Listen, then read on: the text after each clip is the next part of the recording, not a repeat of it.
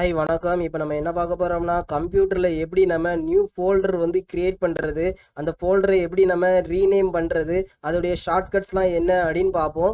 இப்போ இந்த டெஸ்க்டாப்ல நம்ம நியூ ஃபோல்டர் கிரியேட் பண்றதுக்கு மவுஸ் கர்சரை இந்த மாதிரி எம்டி ஏரியாவில் வச்சு ரைட் கிளிக் பண்ணுங்க. ரைட் கிளிக் பண்ண பிறகு இப்போ பார்த்தீங்கன்னா அதில் நிறைய ஆப்ஷன்ஸ் காமிக்கும். இப்போ இதில் பார்த்தீங்கன்னா நியூன்னு இருக்கா, அந்த நியூ கிட்ட கர்சரை கொண்டு போங்க. கொண்டு போனோன்னே இப்போ பார்த்தீங்கன்னா ரைட் சைடில் வந்து நிறைய ஆப்ஷன்ஸ் வந்து ஷோ ஆகும். இதில் பார்த்தீங்கன்னா ஃபர்ஸ்ட் வந்து ஃபோல்டர்ன்னு இருக்கா, இந்த ஃபோல்டரை வந்து கிளிக் பண்ணுங்க. அந்த ஃபோல்டரை கிளிக் பண்ணோன்னு பார்த்தீங்கன்னா நமக்கு நியூ ஃபோல்டர் வந்து கிரியேட் ஆயிரும். இப்போ இதை நான் கிளிக் பண்ணுறேன். இப்போ பார்த்தீங்கன்னா நமக்கு நியூ ஃபோல்டர் கிரியேட் ஆயிட்டு, இப்போ பார்த்தீங்கன்னா நியூ ஃபோல்டருங்கிற நேமில் வந்து நமக்கு ஃபோல்டர் வந்து கிரியேட் ஆயிருக்கு. இப்போ அந்த ஃபோல்டர் நேமை சேஞ்ச் பண்ணா கூட சேஞ்ச் பண்ணிக்கலாம். உங்களுக்கு என்ன நேம் வேணுமோ அந்த நேம் வந்து டைப் பண்ணீங்கன்னா உங்களுக்கு அந்த ஃபோல்டர் நேம் வந்து சேஞ்ச் ஆயிரும். இப்போ ஃபோல்டர் நேம் வந்து நீங்கள் டைப் பண்ணிட்டு ஜஸ்ட் வெளியே வந்து ஒரு கிளிக் பண்ணுங்க, உங்களுக்கு அந்த ஃபோல்டர் நேம் வந்து மாறிடும். சப்போஸ் நீங்கள் மாற்றின இந்த ஃபோல்டர் நேம் வேண்டாம், உங்களுக்கு வேற ஃபோல்டர் நேம் மாற்றணும் அப்படின்னா கூட மாற்றிக்கலாம். அந்த ஃபோல்டரை வந்து இந்த மாதிரி கிளிக் பண்ணி செலக்ட் பண்ணிக்கோங்க. செலக்ட் பண்ணிட்டு ரைட் கிளிக் பண்ணுங்க. ரைட் கிளிக் பண்ணோன்னே இதுக்கு கீழே பார்த்தீங்கன்னா ரீநேம்னு ஒரு ஆப்ஷன் இருக்கும். இந்த இருக்கா, இந்த ரீநேம் வந்து கிளிக் பண்ணுங்க.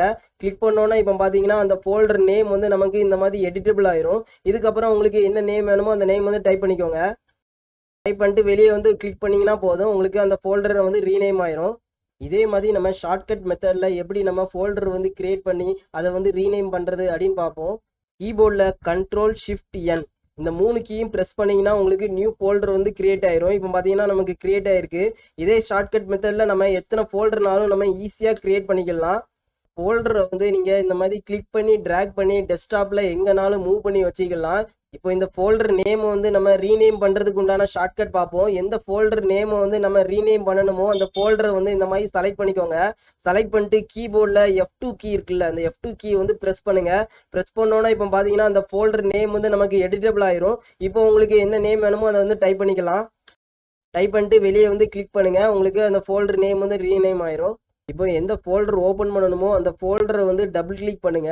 டபுள் கிளிக் பண்ணீங்கன்னா அந்த ஃபோல்டர் வந்து ஓப்பன் ஆயிரும். இப்போ இந்த ஃபோல்டருக்குள்ள நம்ம இன்னொரு ஃபோல்டர் கிரியேட் பண்ணணும் அப்படின்னா அதே மாதிரி கீபோர்டில் Ctrl+Shift+N இந்த 3 கீயும் ப்ரெஸ் பண்ணீங்கன்னா உங்களுக்கு நியூ ஃபோல்டர் வந்து கிரியேட் ஆயிரும். இல்லைனா ரைட் கிளிக் பண்ணி நியூ போய் அந்த ஃபோல்டர் வந்து கிளிக் பண்ணிங்கனாலும் உங்களுக்கு நியூ ஃபோல்டர் ஓப்பன் ஆயிரும்.